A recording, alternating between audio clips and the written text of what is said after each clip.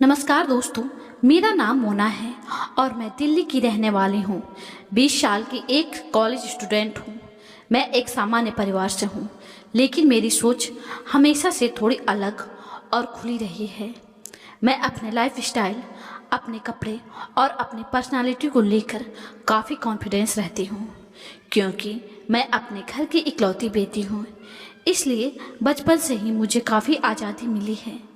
मैं अपने हिसाब से कपड़े पहनती हूँ, दोस्तों के साथ घूमती हूँ और अपनी लाइफ को अपने तरीके से जीती हूँ। मेरे पापा एक बड़ी कंपनी में काम करते हैं और बहुत सीधे साधे इंसान हैं। उन्हें अपने काम के अलावा किसी चीज़ से ज़्यादा मतलब नहीं रहता। वहीं मेरी मम्मी बिल्कुल मेरे जैसी ही हैं।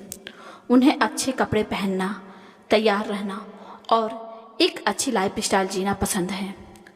हमारे घर में सब कुछ सामान्य चल रहा था, लेकिन मेरी ज़िंदगी में असली बदलाव तब आया जब पापा के ऑफिस के एक नए बॉस आए, जिनका नाम मोहित था।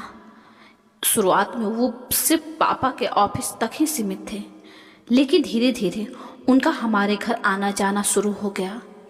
पहली बार जब वो घर आए तो उन्होंने बहुत ही सादा और सभ्य व्यवहार किया। उन्होंने मम्मी से बहुत इज्जत से बात की और मुझे देखकर मुस्कुराए। उस दिन के बाद से उनका हमारे घर आना जाना एक तरह का आम बात बन गई। वे अक्सर हमारे लिए गिफ्ट लाते, कभी मेरे लिए कोई ड्रेस, कभी मम्मी के लिए कुछ खास। और उनकी बातों में एक ऐसा अपनापन था जिससे हम उन्हें परिवार का हिस्सा समझने लगे।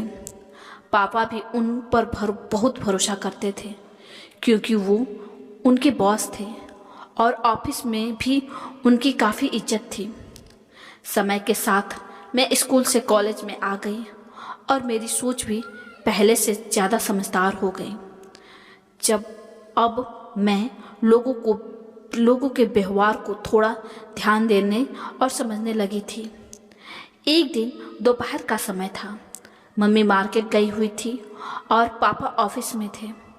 मैं घर पर अकेली थी और अपने कॉलेज का असाइनमेंट बना रही थी। तभी अचानक दरवाजे की घंटी बजी। मैंने दरवाज़ा खोला तो मोहित अंकल सामने खड़े थे। मैंने उन्हें अंदर आने के लिए कहा। उन्होंने सामान्य तरीके से मुझसे हालचाल पूछा और अंदर आकर सोफे पर बैठ गए। मैं उनके लिए पानी लेकर आई और फिर अपने काम में लग गई। उन्होंने कहा कि वे मेरा असाइनमेंट देख सकते हैं और अगर ज़रूरत हो तो मदद भी कर देंगे। मैं उनके पास गई और बैठ गई और उन्हें अपनी कॉपी दिखाने लगी। शुरुआत में सब कुछ सामान्य था, लेकिन कुछ देर बाद मुझे उनके व्यवहार में हल्का सा बदलाव महसूस हुआ। उनकी नज़रें बार बार मुझ पर टिक रही थी और उनकी बातों में भी अब थोड़ी अलग भी लग रही थी। मैं थोड़ी असहज हो गई, लेकिन मैंने उस समय कुछ नहीं कहा। मैं बस उठकर दूसरे कमरे में चली गई और वहाँ बैठकर काम करने लगी। उस दिन के बाद मेरे मन में उनके लिए एक अजीब सा शक पैदा हो गया। मैंने ध्यान देना शुरू किया कि जब भी वे घर आते हैं तो उनका ध्यान ज़्यादा मम्मी और मुझ पर ही रहता है, खासकर जब पापा घर पर नहीं होते हैं। एक दिन मैंने देखा कि मम्मी और उनके बीच की बातचीत पहले से ज़्यादा गहरी हो गई है। वे दोनों अकेले में काफ़ी देर तक बात करते और कभी कभी हंसते हुए नज़र आते। मुझे यह सब थोड़ा अजीब लगने लगा, लेकिन मैं समझ नहीं पा रही थी कि यह सिर्फ दोस्ती है या कुछ और। मेरे अंदर कहीं न कहीं एक लालच भी था, क्योंकि मोहित अंकल हमेशा मेरे लिए महंगे गिफ्ट लाते थे और मुझे उन सब चीज़ों का शौक़ था। मैं इस उलझन में थी कि क्या मैं सिर्फ अपनी ज़रूरतों के लिए सब कुछ नज़रअंदाज कर रही हूँ या सच में कुछ गलत हो रहा है।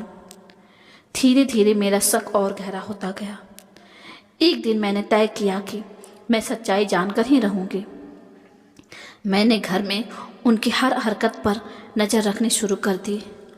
और एक दिन मुझे ऐसा कुछ दिखा जिसने मेरे होश उड़ा दिए। उस दिन पापा ऑफिस के काम से बाहर गए हुए थे और मम्मी घर पर ही थी। मोहित अंकल भी आए हुए थे। मैं अपने कमरे में थी, लेकिन मुझे उनकी आवाज़ें सुनाई दे रही थीं। मैं चुपचाप दरवाजे के पास गई और मैंने जो सुना उसने मुझे अंदर तक हिला दिया। उनकी बातों में साफ था कि उनके बीच का रिश्ता सिर्फ दोस्ती तक सीमित नहीं रहा था। उस पल मुझे समझ आ गया कि मेरा शक गलत नहीं था। मैं बहुत टूट गई थी, क्योंकि जिस इंसान को हम परिवार का हिस्सा मानते थे वहीं हमारे भरोसे का गलत फायदा उठा रहा था। लेकिन उसी पल मेरे अंदर एक और भावना जागी। अब मुझे फैसला लेना था कि मैं इस सच्चाई को छुपाऊंगी या सब कुछ पापा को बता दूं। मैंने काफ़ी सोच विचार किया, क्योंकि यह सिर्फ एक सच नहीं था बल्कि हमारे पूरे परिवार को तोड़ सकता था। अंत में मैंने हिम्मत करके मम्मी से अकेले में बात की। पहले तो उन्होंने बात टालने की कोशिश की, लेकिन जब मैंने साफ साफ सब कुछ कह दिया तो वो बस चुप हो गई। उनकी आंखों में डर और पछतावा साफ नजर आ रहा था। उस दिन पहली बार मैंने अपनी मम्मी को इतना कमज़ोर देखा। उन्होंने मुझसे कहा कि यह सब एक गलती थी जो धीरे धीरे बढ़ती चली गई और वे भी खुद भी इससे बाहर नहीं निकल पा रही थी। उस दिन के बाद हमारे घर का माहौल पूरी तरह बदल गया। मैंने मम्मी को समझाया कि अभी भी वक्त है, सब कुछ ठीक किया जा सकता है। कुछ दिनों बाद मम्मी ने खुद ही मोहित अंकल से दूरी बना ली और उनसे साफ कह दिया कि वे अब हमारे घर पर ना आए। धीरे धीरे जिंदगी वापस सामान्य होने लगी, लेकिन उस घटना ने मुझे जिंदगी की एक बड़ी सीख दे दी कि हर चमकती हुई चीज़ सोना नहीं होती और हर मुस्कुराता चेहरा भरोसे के लायक नहीं होता। उस दिन के बाद मैं पहले जैसी नहीं रही। मैं अब हर रिश्ते को समझदारी से देखती हूँ और यह समझ चुकी हूँ कि लालच और भरोसों के बीच एक बहुत पतली लाइन होती है, जिसे पार करते ही सब कुछ बदल सकता है। दोस्तों, कहानी अच्छी लगी हो तो वीडियो को लाइक और चैनल को सब्सक्राइब जरूर करें। मिलते हैं हम अगली कहानी में। तब तक के लिए नमस्कार।